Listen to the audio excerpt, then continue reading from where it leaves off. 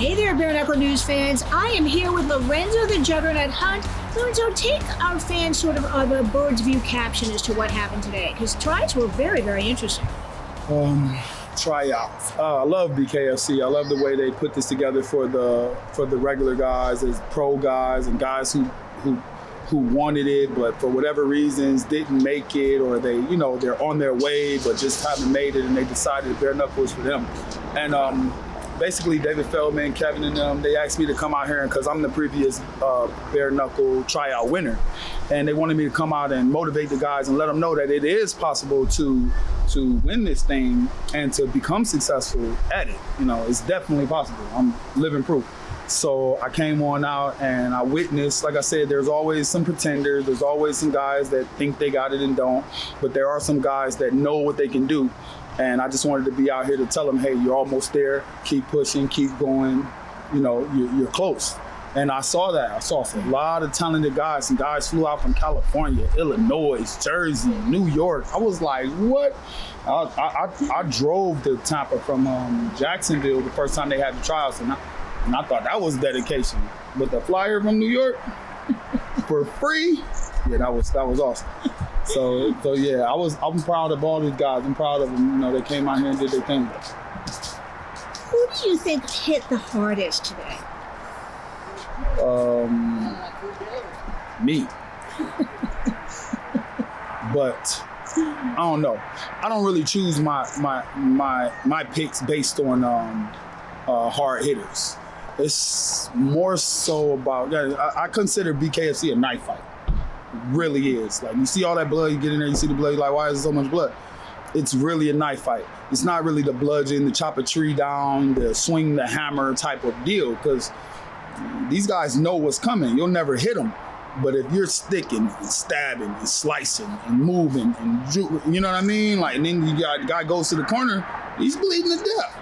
And that's how you win in BKFC. You gotta kind of be a psycho.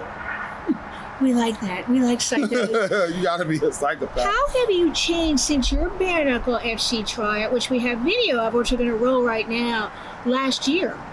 Well, I was always pretty slick and savvy and good with head movement. I gave a lot of guys trouble in the MMA, and I was really, really hard to hit. They started belling out to the ground. So when I came over to BKFC, I still had that slick head movement and deceptiveness to me. Only thing was I was a little more power reliant, just like I'm telling you about these guys here. When I fought Reggie Pena in the later rounds, I started to get a little gas because I was just hitting them too hard. I didn't really need to hit him that hard. I just needed to hit him often. I needed to change angles, hit him often, split him, open him up, make him bleed to death. And I wouldn't have winded. Over time, I've learned to moderate my power and manage my speed and manage my accuracy.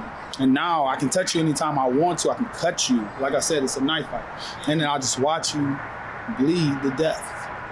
Yeah, we like that. I remember when Joe Elmore bled to death. Oh my God. He needed a transfusion. I saved his clip on my clip. And he won. I know. That's what you look like when you win? I know. Shit. BKFC. Bare Knuckle Fighting Challenge. So if you had to tell me, in your estimation, what it takes to make a good bare knuckle fighter, now that you're a part of the organization, what does it take for the person to become a good bare knuckle fighter? What qualities do you need?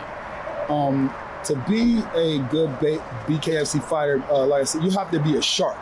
You can't be afraid of blood. You have to be attracted to it, and you have to be forward moving and vicious. You have to figure out your defense while moving forward. You have to figure out your counters while moving forward. You have to constantly press, constantly bring pressure in order to manipulate and manage your opponent and manipulate his decisions. You don't want to give him no free space. You don't want to give him no time to think. You want to be a killer. And like I said, you basically have to be a psychopath. You have to be calm. You have to be in control, and you have to be vicious. And that's kind of the traits of the psychopath. Did you have deja vu today? Because I never asked you if you were nervous when you tried out at BK. I think it was about a year and a half ago when you first tried out. I wasn't nervous. I wasn't nervous at all. When I came into the BKFC trials, like a lot of these guys here, I came here to beat them to death. I came here to fight. I thought I'd have to fight 20 people. You know what I mean? And then I got in there and I didn't have to fight. And so that was a trip. So I was like, okay, I don't gotta fight today. Okay, I'll just move. I'll be quick. I'll show them what I can do. I'll be impressive. I'll be larger than life. And I was. Every time I moved, all the little guys moved out of the way, just like a shark. Either you're a shark or you feeder fish. Some of these guys are feeder fish. And when I move, they move out of the way. Same thing. Some of these guys came in here and they're obviously sharks.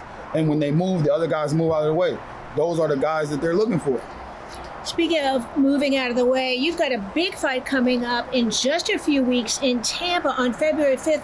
And by the way, Bare Knuckle News fans, we will be there bringing you all the beautiful bloody action. How you feeling?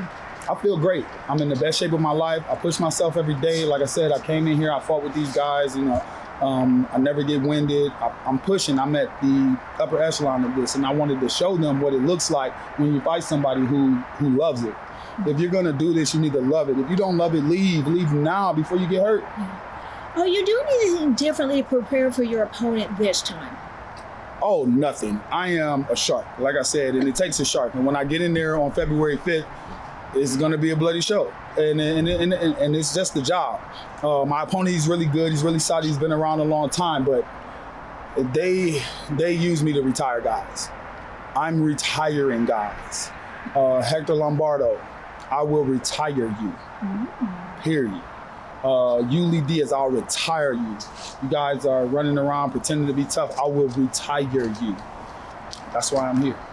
All right there, Bare Knuckle News fans. We will be at the fight February 5th, bringing you all the beautiful bloody action going down Super Bowl weekend. And I'd like to ask you, we're going to be doing another interview with Lorenzo soon. So if you could leave your questions and comments below, and we'll get Lorenzo to answer them. Before we go today, Lorenzo, is there anything else you want to add? Yeah, I'd just like to say I'm a shark. I love this game. I'm here to stay. And on February 5th in Tampa, Florida, if you want to see the real deal, the real skill, the real Juggernaut show his ass, tune in. BKFC, Knuckle Mania. It's going to be ugly. I'm sure it's going to be ugly. I can't wait to see you in the squared circle on February 5th.